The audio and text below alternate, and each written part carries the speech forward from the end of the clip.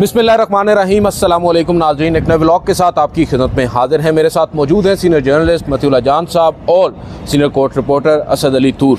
नाज़रीन, एक बड़ी डेवलपमेंट हुई है। अब से कुछ देर कबल आपको मालूम है जुडिशल कमीशन ऑफ पाकिस्तान का एक इजलास हो रहा था और उस इजलास में एक मुख्तसर वक्फ़ा हुआ और इजलास अब भी जारी है। जब आप ये वीडियो देख रहे होंगे शायद उस वक्त तक ये इजलास भी ख़त्म हो चुका हो, मगर आज के इजलास में कुछ बड़ी डेवलपमेंट्स हुई हैं। जैसे ही इजलास का आगाज़ हुआ, जस्टिस मुनीब अख्तर के वॉकआउट की खबरें आईं। उस हवाले से पूछेंगे मतीउल्लाह जान साहब से कि क्यों कर जस्टिस मुनीब अख्तर ने वॉकआउट किया और ये क्या हुआ अचानक कि सिर्फ जस्टिस मुनीब अख्तर ही इजलास छोड़ कर गए। जस्टिस या अफरीदी हों, जस्टिस मंसूर अली शाह हों या दीगर तमाम मेंबरान वो बैठे रहे। और अब अटॉर्नी जनरल ऑफ पाकिस्तान भी निकले हैं थोड़ी देर कबल, उनसे हमारी कुछ बातें हुई हैं। उन्होंने क्या कहा वो भी बड़ा इंटरेस्टिंग है। मती भाई, पहले तो ये बताइएगा, ये इजलास बुनियादी तौर पर तो हो रहा है जुडिशल कमीशन के रूल्स की मंजूरी के लिए, जो जस्टिस मंसूर अली शाह साहब की कमेटी की सरबराही में कमेटी ने बनाए, और दूसरा जजेस की अपॉइंटमेंट भी है। पहले मरला जो है आपको मालूम है वो रूल्स का है। जस्टिस मुनीब अख्तर नाराज़ होकर चले गए, क्यों कर चले गए? उन्होंने ऐसा क्या कहा था जिसको माना नहीं गया?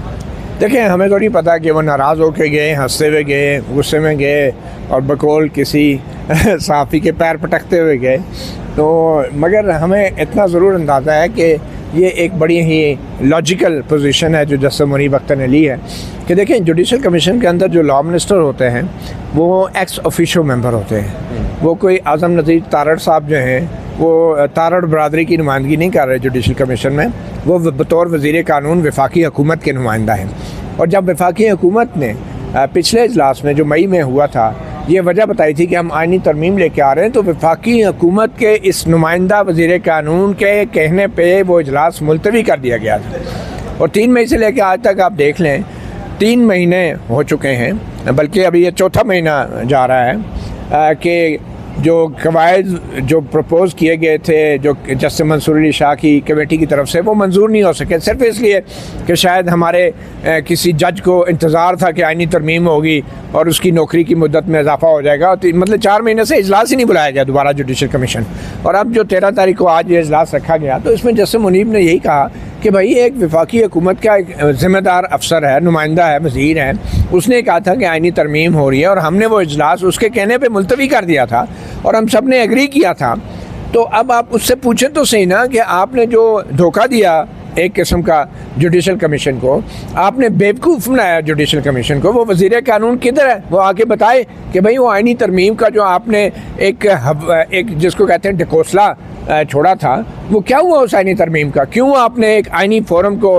मिस गाइड किया और उसके सामने गलत बयानी की? अभी तक तो कोई आइनी तरमीम नहीं आई। तो थोड़ा सा उस आइनी फोरम की इज़्ज़त का ख्याल रखते और वज़ीर कानून आज़म नज़ीर तारड़ आज उनको इजलास में होना चाहिए था। और अगर वो ख़ुद नहीं आ रहे थे तो उनको अटॉर्नी जनरल के ज़रिए थोड़ी सी अपडेट देनी चाहिए थी।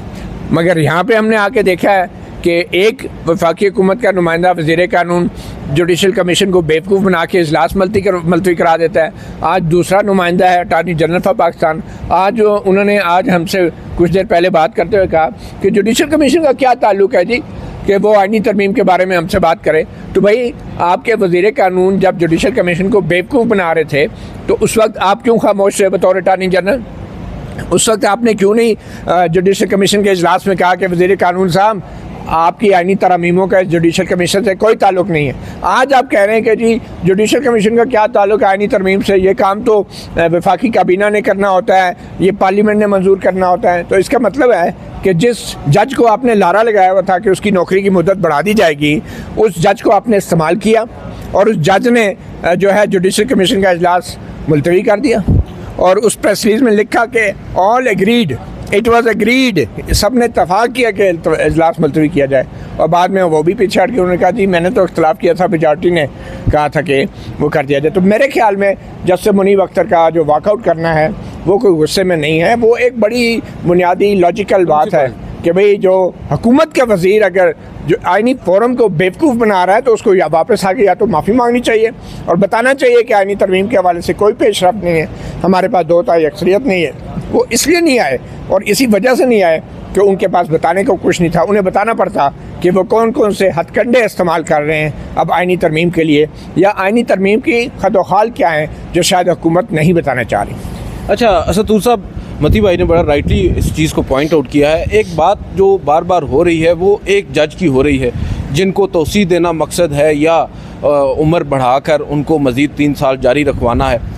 वो जज, मैं बात कर रहा हूँ जनाब काजी फ़ायज़ ईसा साहब की, वो इस पूरी एपिसोड में खामोश नज़र नहीं आ रहे। जब गुज़श्ता इजलास में वज़ीर कानून साहब ने ये बात कही, जिसको आज अटॉर्नी जनरल साहब भी काउंटर कर रहे हैं कि वज़ीर कानून साहब को भी वो नहीं कहना चाहिए था कि हम आइनी तरमीम कर रहे हैं क्योंकि जुडिशल कमीशन का उससे ताल्लुक़ नहीं है। उस वक्त काजी फ़ायज़ ईसा साहब ने ये स्टैंड नहीं लिया और अब उन्होंने उस वक्त जस्टिस याह्या अफरीदी साहब की राय के ऊपर इजलास को मौखर किया और आज जब जस्टिस मुनीब अख्तर ने उस पॉइंट के ऊपर बात करना चाही और अटॉर्नी जनरल साहब ने उनको बज़ाहिर स्नब किया, जुडिशल कमीशन को स्नब किया कि भाई आपका तो इख्तियार नहीं है, काजी फ़ायज़ ईसा क्यों कर खामोश हैं, वो क्यों कर ये सवाल नहीं पूछ रहे? क्योंकि जस्टिस मुनीब अख्तर ने यही एक बात कही थी जिसकी वजह से वोट कर चले गए। तो काजी फ़ायज़ ईसा साहब की जो खामोशी है इसको आप कैसे देखते हैं? अच्छा, मती भाई मेरे मेंटोर हैं, लेकिन इनके एक वर्ड से मैं इख्तलाफ करूँगा। इन्होंने कहा कि लॉ मिनिस्टर ने जुडिशल कमीशन को मिस गाइड किया। वो बिल्कुल उन्होंने मिस गाइड नहीं किया, उन्होंने बिल्कुल सच बताया था जुडिशल कमीशन को, और वो उन्होंने बताया था कि वो ये जो करने जा रहे हैं वो वाकई उनका इरादा भी था। वो चीफ जस्टिस काजी फ़ायज़ ईसा की एक्सटेंशन चाहते थे, उसीलिए वो आइनी तरमीम लाने चाह रहे थे, और चीफ जस्टिस काजी फ़ायज़ ईसा ने भी वो इजलास इसीलिए मौखर करवाया कि उनको उस मुसवदे में अपने 3 साल बढ़ते नज़र आ रहे थे। इसलिए जो उन्होंने कई माह लगा कर जस्टिस मंसूर अली शाह और जस्टिस मंजूर मलिक की जो रूल्स अमेंड किए हुए थे उनको उन्होंने माजरत के साथ साइड पर किया और हुकूमत को रास्ता फराहम किया कि आप जाइए आइन में तरमीम करके मेरी एक्सटेंशन ले आइए। तो एक तो वो मिस गाइड नहीं था। दूसरी बात, चीफ जस्टिस काजी फ़ायज़ ईसा खामोश नहीं है। आज भी जो ज़राए बता रहे हैं कि जब ये अटॉर्नी जनरल के साथ स्नब किया गया तो जो जस्टिस मुनीब अख्तर हैं वो इस पर मज़ीद आर्गू करना चाहते थे, लेकिन चीफ जस्टिस काजी फ़ायज़ ईसा ने कहा कि अब इस चीज़ को बाद में देखेंगे, जिसके बाद वो वॉकआउट करके गए।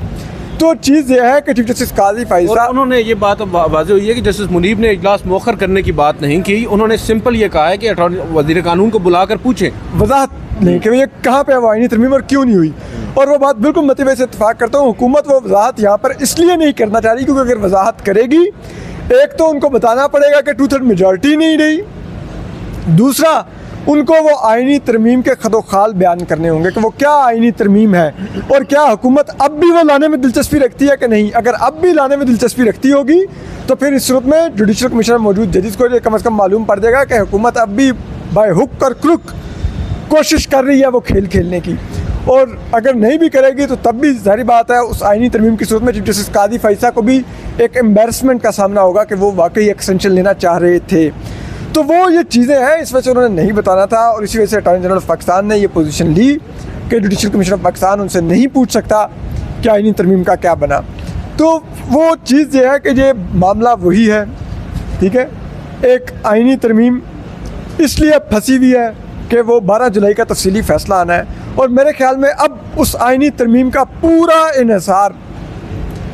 इसी बात पे है कि वो आइनी तरमीम एक ऐसी लटकती तलवार रखी गई है जैसे मंसूर अली शाह के लिए कि हम आपका फ़ैसला देख के तय करेंगे आपका फ्यूचर। यह धमकी है उनके लिए,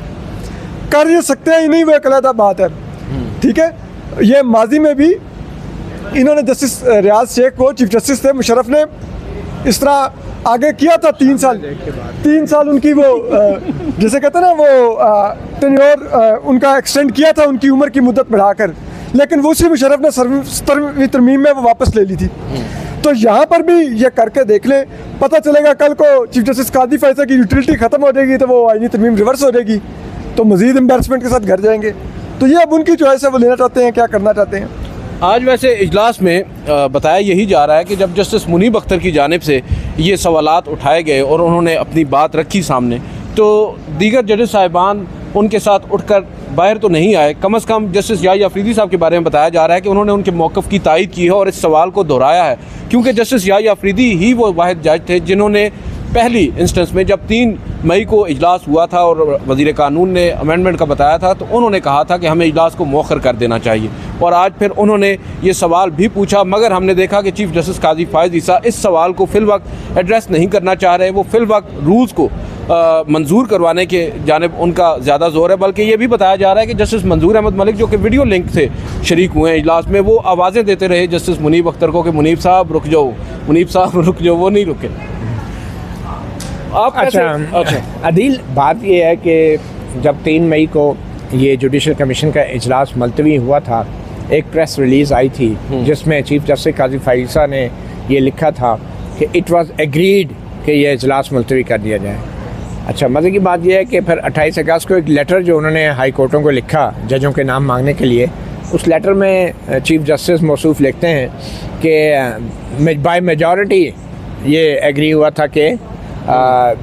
ये इजलास मुलतवी कर दिया जाए क्योंकि आईनी तरमीम आ रही है, और उन्होंने ये भी वजाहत की कि वो इजलास मुलतवी करने के ख़िलाफ़ थे। जी हाँ, ये मेरे ख्याल में तो ये बिल्कुल एक गलत बयानी है चीफ जस्टिस की तरफ से, क्योंकि जो पहली प्रेस रिलीज़ थी, जो फर्स्ट FIR थी, वही दुरुस्त FIR थी जो उन्होंने अपने ख़िलाफ़ काटी थी, जिसमें लिखा था कि इट वाज एग्रीड, यानी सारों ने एग्री किया।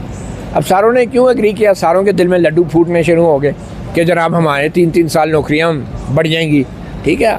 और करोड़ों रुपयों का उनको फ़ायदा होगा, 3 साल की तनख्वाहें इनकी माशाल्लाह वो अगर कैलकुलेट करें, तो इस वजह से एक आईनी फोरम का इजलास ही मुलतवी कर दिया कि हो सकता है कल ही एक्सटेंशन मिल जाए और पहले वो सेलिब्रेशन हो। और आपको ये भी बता दूं कि अगर वो आईनी तरमीम हो जाती, एक्सटेंशन मिल जाती, तो फिर तय क्या होना था, जो तय अभी वही हो रहा है जो चीफ जस्टिस कर रहे हैं कि कवायद को फौरी तौर पे हंगामी बुनियादों पे मंजूर कर रहे हैं। इन कवायद की मंजूरी का फ़ायदा क्या है? फ़ायदा किसको है? सबसे बड़ा फ़ायदा तो ये है कि हुकूमत भी जुडिशल फोरम के अंदर, जुडिशल कमीशन के अंदर अपने जजों के नाम तजवीज़ करने का उनके पास अख्तियार आ जाएगा। लॉ मिनिस्टर हैं, अटॉर्नी जनरल हैं, वो अपनी लिस्टें लेके आएंगे, और अब जब ये 2 वोट तो हुकूमत के पहले से ही हैं, तो फिर वो बार काउंसिल को साथ मिला के गिव एंड टेक करके अपनी मेजॉरिटी वो बना सकते हैं। एक रिटायर्ड जज है सुप्रीम कोर्ट का, और हाई कोर्ट का जहाँ ताल्लुक होगा तो बार काउंसिलें तो वैसे ही लॉ मिनिस्टर के नीचे होती हैं, अरबों रुपए, उनको करोड़ों रुपए वो फंड्स देते हैं। तो जुडिशल कमीशन के अंदर हुकूमत का कंट्रोल है, तो जो कवायद मंजूर होने उसके मुताबिक हर मेंबर जो है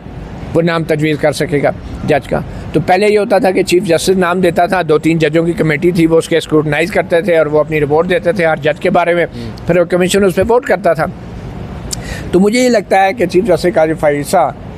जो जिस टास्क पे काम कर रहे हैं वो यही है कि अब कवायद की फौरी मंजूरी करवाई जाए और हर मेंबर को जो है ये अख्तियार हो कि वो नाम तजवीज़ कर सकता है, और बुनियादी तौर पे ये अख्तियार फिर अटॉर्नी जनरल और लॉ मिनिस्टर मिल के इस्तेमाल करते हैं, क्योंकि ये हुकूमत की 2 वोटें थी। अब ऊपर से चीफ जस्टिस काजी फायज़ ईसा भी हैं, 25 अक्टूबर तक तो कम से कम हैं ही, तो 25 अक्टूबर से पहले या तो बड़े पैमाने पर तैनातियाँ होती, और फिर अगर जजों की तादाद सुप्रीम कोर्ट में बढ़ती है तो 4-5 जजेस तो और सुप्रीम कोर्ट में भी इन्होंने ही तैनात करने थे, हाई कोर्ट से लेके आने थे, और जुडिशल कमीशन में इस वक्त हुकूमत और काजी फायज़ ईसा की अक्सरियत है, अगर इन दोनों को मिला के देखा जाए और पढ़ा जाए। दूसरी बात यह है कि ये जो आज अटॉर्नी जनरल ने बात की है कि जुडिशल कमीशन का क्या ताल्लुक है आईनी तरमीम से, बिल्कुल, और उन्होंने बल्कि ये भी कहा, उन्होंने कहा कि लॉ मिनिस्टर ने जो बात की है वो गलत की है। उन्होंने कहा ये लॉ मिनिस्टर का बनता ही नहीं था ये बात करना, और बकौल अटॉर्नी जनरल के उन्होंने आज कमीशन में भी ये बात की, और शायद अब हुकूमत और लॉ मिनिस्टर अपने उस जुडिशल कमीशन को एक दफ़ा बेवकूफ़ बना चुके हैं, तो अब उन्होंने अटॉर्नी जनरल के ज़रिए पैगाम किया कि भाई वो तो हमने वैसे ही कह दिया था, आप लोगों का तो कोई ताल्लुक ही नहीं है। गुड कॉप, अब आप देखें ना, अब अटॉर्नी जनरल को इस्तेमाल किया जा रहा है ये बताने के लिए जुडिशल कमीशन को कि आईनी तरमीम आपका मसला नहीं है। तो भाई आपके लॉ मिनिस्टर ने जो पहले बेवकूफ़ बनाया इस जुडिशल कमीशन को, उसके ऊपर आगे माफ़ी मांगे, और फिर मज़े की बात यह है कि चीफ जस्टिस काजी फायज़ ईसा और दीगर जजेस जो बेवकूफ़ बने, और आज अटॉर्नी जनरल कह रहा है कि जनाब जुडिशल कमीशन का क्या ताल्लुक है आईनी तरमीम से। वो बिल्कुल ठीक कह रहे हैं अटॉर्नी जनरल, लेकिन 3 मई के इजलास में ये मौक़िफ़ क्यों नहीं अख्तियार किया अटॉर्नी जनरल ने, और क्यों लॉ मिनिस्टर ने बेवकूफ़ बनाया जुडिशल कमीशन को। और उस रोज़ भी हम ये कह रहे थे कि ये देखें यार, एक आईनी फोरम है, एक सरकारी एक सियासतदान जो है, एक सेनेटर उठ के कह देता है कि हम आईनी तरमीम करने जा रहे हैं, और चीफ जस्टिस काजी फायज़ ईसा ने बड़े खुशी जो है वो तसव्वुर में उन्होंने ये सोच भी लिया कि आईनी तरमीम होगी और मेरा मुद्दत ऐदा जो है वो बढ़ गया सारा। तो ये जो है ना, ये बड़ी ही एक शर्मनाक सी सूरत हाल है कि आइनी फोरम के अंदर सुप्रीम कोर्ट के जजेस ने बैठ के एक लॉ मिनिस्टर की गैर जिम्मेदाराना बयान की बुनियाद के ऊपर अपने आइनी कार्रवाई रोक दी और उस वक्त कवायद के ऊपर कोई मंजूरी नहीं दी गई और इसको मुलतवी किया गया।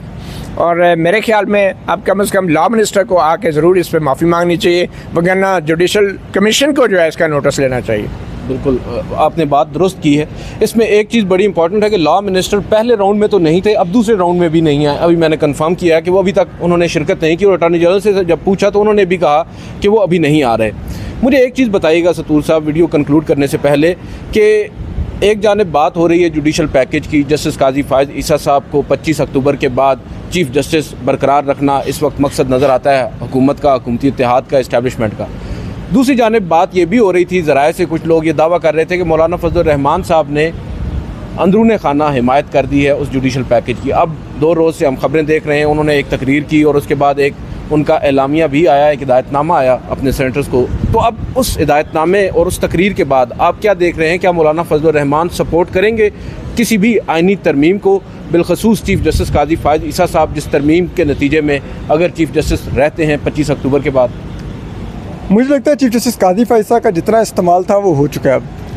और अब उनके साथ हाथ होने जा रहा है। साहब तो कहते हैं गारंटी है इस पूरे वो, लेकिन गारंटी का अपना भी कंडक्ट भी होता है ना, वो मेजॉरिटी साथ लेके नहीं चल सकते। वो जो जजेस उनकी साइड पे थे उनको भी ऑफेंड करके उन्होंने अपने खिलाफ कर लिया हुआ है। तो अब लगता है हुकूमत इस नतीजे पर पहुंची है कि 12 जुलाई के बाद उनको एक्सटेंशन देना पॉसिबल नहीं उस तरह से रहा, अनटिल अनलेस सब कुछ रोन दिया जाए इस सिस्टम के अंदर। तो उसमें मेरे ख्याल में अब जो दूसरा रास्ता जो निकाला जा रहा है वो भी आपको मौलाना फजलुर रहमान साहब की स्पीच में मिलता है कि 19वीं तरमीम को वापस किया जाए, तैनाती का क्राइटेरिया बनाया जाए चीफ जस्टिस का, और वो उसी तरफ इशारा जा रहा है जब हम सरगोशियों में सुन रहे हैं कि एक पैनल आए, ठीक है, और उस सूरत में सिर्फ चीफ जस्टिस काजी फैसला तो जा ही नहीं होंगे घर, लेकिन जो खुसूसन जस्टिस मंसूर अली शाह और जस्टिस मुनीब अख्तर हैं उनका रास्ता रोक दिया जाए उस पैनल की सूरत में। जी, इवन याहिया अफरीदी साहब का भी, और फिर जाके जस्टिस जमाल खान मंदोके या जस्टिस अमीनुद्दीन खान में से किसी को चीफ जस्टिस बनाया जाए, और वो एक रास्ता दरमियानी निकाला जा रहा है। मौलाना फजलुर रहमान साहब ने जो बॉल करवाई है, मेरे ख्याल में वो बॉल कंसेंट से करवाई गई है। जो पिछले दिनों शबाशी साहब और राशिद जरदारी साहब बारी बारी उनके घर के दौरे पर गए थे, उसके बारे में नुसरत जावेद साहब ने, जो एक हमारे सीनियर सहाफ़ी हैं और बड़े बाखबर भी होते हैं, तो उन्होंने एक बात कही थी। उन्होंने कहा था कि ये इन मुलाकातों में आसिफ जरदारी और मियाँ शहबाज शरीफ मौलाना फजलुर रहमान साहब को अपनी महदूदात से आगाह कर रहे हैं। तो लगता है वो महदूदात तो ज़ाहिरी बात है इसी वजह से हैं कि सारा कंट्रोल तो इस वक्त इस्टेब्लिशमेंट का, फ़ौज के निज़ाम के ऊपर, ठीक है। तो लगता है आप अगर देखें मौलाना फजलुर रहमान साहब ने फ़ौज की अंदर भी एक्सटेंशन की मुखालफत की है और काजी साहब की भी उन्होंने की है, उन्होंने तो पीपल्स पार्टी को भी आड़े जी। तो लगता है कि उन्होंने इनके लिए दोबारा से स्पेस पैदा करने की कोशिश की है, और वो मुझे कम से कम मौलाना फजलुर रहमान की स्पीच मैं इस पे राय में देखता हूँ, मैं गलत हो सकता हूँ। आप मती भाई क्या असतूर साहब की इस बात से अग्री करेंगे कि अब भी मौलाना फजलुर रहमान साहब जो बात कर रहे हैं इसके भी मुख्तलिफ पहलू हो सकते हैं, जैसा कि 5 जजेस का पैनल और 2 जजेस जिनके हवाले से पहले भी बात हो रही है, एक ड्राफ्ट उस हवाले से भी तैयार है? देखें अदील, मौलाना फजलुर रहमान मैं समझता हूँ कि वो पहले सियासतदान है और उसके बाद मौलाना है, और हमने उनका जो पॉलिटिकल ट्रैक रिकॉर्ड है उससे ये साबित होता है, और इसमें कोई हर्ज नहीं है। पार्लियामेंट के अंदर उनकी तकरीर और मेंबर पे बैठ के जो खुतबा है उसमें बहुत फ़र्क होते हैं, तो इस फ़र्क का मौलाना को भी अदराक है, और वो भरपूर अंदाज से अपनी इस पोजीशन को सियासी तौर पे भी इस्तेमाल करते हैं। और मौलाना फजलुर रहमान ने यकीनन मुकम्मल तौर पे आनी तरमीम को रिजेक्ट नहीं किया, ठीक है। उसमें उन्होंने, जैसे कि असदूर ने कहा, पैनल की बात की है, तो वो एक किस्म का हुकूमत को भी मजबूर कर रहे हैं कि वो उनसे निगोशिएट करें, और जब वो मौलाना से ही निगोशिएट करेगी हुकूमत तो फिर सारी बात है, फिर मौलाना की ही टर्म्स एंड कंडीशन हुकूमत को माननी पड़ेंगी। तो उन्होंने बड़ी दानिशमंदी से ऐसी तजवीज़ दी है कि जिसमें हुकूमत को एक प्लान बी नज़र आए, एक फॉल बैक पोजीशन नज़र आए कि भाई अगर काजी फाजिसा को एक्सटेंशन नहीं देनी तो चलो मंसूर अली शाह साहब को भी नहीं आने देना, और यही वो बेसिकली हुकूमत की बदनीयती है। मैं ये कहूँगा कि हुकूमत की बदनीयती है कि जस्टिस मंसूर अली शाह को बग़ैर किसी वजह के वो फौरी तौर पे आइनी तरमीम के ज़रिए इस रेस से आउट करना चाहती हैं। और सबसे बड़ी बदनीयती तो ये है कि यह सारा काम जो है 25 अक्टूबर से पहले करना लाजमी है, बल्कि 25 भी नहीं, महीना पहले अगर आप कह लें 25 सितंबर से पहले करना लाजमी है, क्योंकि फिर 25 सितंबर के बाद महीने के अंदर जस्टिस मंसूर अली शाह का नोटिफिकेशन होना लाजमी होगा। तो इसलिए 25 सितंबर की बज़ाहिर एक इमेजिनरी डेडलाइन है जो हम देख रहे हैं। और यही वो सबसे बड़ी बदनीयती है कि अगर आपने आइनी तरमीम करनी भी है तो उसको फौरी तौर पे क्यों लागू कर रहे हैं। आप आइनी तरमीम करें, बिस्मिल्लाह, आप ये लिख दें कि इस आइनी तरमीम का इतलाक़ जो है वो जस्टिस मंसूर अली शाह के बाद होगा, क्योंकि जस्टिस मंसूर ने तो जस्टिस शाहिद वहीद का कहा था। नहीं, बिल्कुल उन्होंने ये कहा था, मगर ज़ाहिर बात है उन्होंने बड़ा क्लियर मैसेज दिया था कि मेरे समेत जिन जिन लोगों की एक लेजिटिमेट एक्सपेक्टेंसी बन चुकी है उस लेजिटिमेट एक्सपेक्टेंसी को प्रोटेक्ट करना चाहिए। और ये प्रिंसिपल आइन के अंदर अगर ये चीज़ शामिल की गई थी तो ये ज़रूरी था, इसलिए शामिल किया गया था ना सुप्रीम कोर्ट के। और इसकी वजह वो जस्टिस सज्जाद अली शाह की अपॉइंटमेंट और उनका रिमूवल था, और वो जो सुप्रीम कोर्ट तकसीम हो गई थी उसकी वजह ये थी कि सज्जाद अली शाह ने अल जहाद ट्रस्ट केस में कहा था कि सीनियर तरीन चीफ जस्टिस होना चाहिए, मगर चूँकि अपनी उनकी अपॉइंटमेंट सीनियर तरीन जज के तौर पर नहीं हुई थी तो इसलिए बाद में उनके साथी जजों ने उनको उन्हीं के फैसले के ज़रिए हटवा दिया था और रिमूव करवा दिया था। तो मेरे ख्याल में ये सीनियरिटी का प्रिंसिपल होना चाहिए। और जस्टिस मंसूर अली शाह को जो रोकने की आइनी तरमीम के ज़रिए कोशिश है ये बदनीयती पर मबनी है। और इस बदनीयती के पीछे मैं समझता हूँ एक बहुत बड़ा जो मसला है वो आइनी तरमीम का, अपनी आइनी तरमीम का भी है, क्योंकि अगर ये आइनी तरमीम होती हैं और मतनाज़ा वोटों के ज़रिए होती है, मखसूस नशस्तें जो हुकूमत को नहीं मिलनी चाहिए उनके ज़रिए होती है, या फिर किसी पार्टी के लोगों को तोड़कर होती है, तो ऑब्वियसली फिर वो आइनी तरमीम सुप्रीम कोर्ट में आएगी। तो उसके लिए उन्होंने बंदोबस्त ये किया कि सुप्रीम कोर्ट के जजों की तादाद बढ़ा के जो अक्सरियत है फुल कोर्ट के जजों की वो चीफ जस्टिस काज़ी फ़ाइज़ा के साथ खड़ी कर दी जाए। तो मेरे ख्याल में ये तमाम बदनीयती पर मबनी एक्शन है। और ये जो दोनों काम जो हो रहे हैं, जजों की तादाद में इजाफा और ये आइनी तरमीम, ये दोनों ही जो हैं क्वेश्चनेबल होंगे और ख़ास तौर पे हुकूमत की जो बदनीयती हैं उसके ऊपर ज़रूर सवाल उठेंगे। बिल्कुल, बहुत बहुत शुक्रिया मतीउल्लाह जान साहब और असद अली तूर साहब। नाज़रीन, आपने सुना, इन दोनों ने बड़ी खूबसूरती के साथ एलेबोरेट किया है इस पूरी सूरत हाल को। आज जो डेवलपमेंट होगी, और हम तवक्को करते हैं इस जुडिशल कमीशन इजलास के मिनट्स अगर नहीं तो कम से कम एक एलामिया ज़रूर जारी होगा जिस तरह गुज़िश्ता इजलास का हुआ था। और देखना होगा कि उस एलामिये में, जिसको अब मती भाई भी बड़ा ज़बरदस्त अंदाज में बात कह रहे हैं अटॉर्नी जनरल साहब के आज के बयान के बाद, कि उसकी भी कानूनी हैसियत पर सवालात उठ गए हैं। तो आज देखते हैं आज के इस नए एलामिये में सुप्रीम कोर्ट ऑफ पाकिस्तान या जुडिशल कमीशन क्या कहता है। आज की इस वीडियो से इतना ही, इजाज़त दीजिए, अल्लाह हाफ़िज़।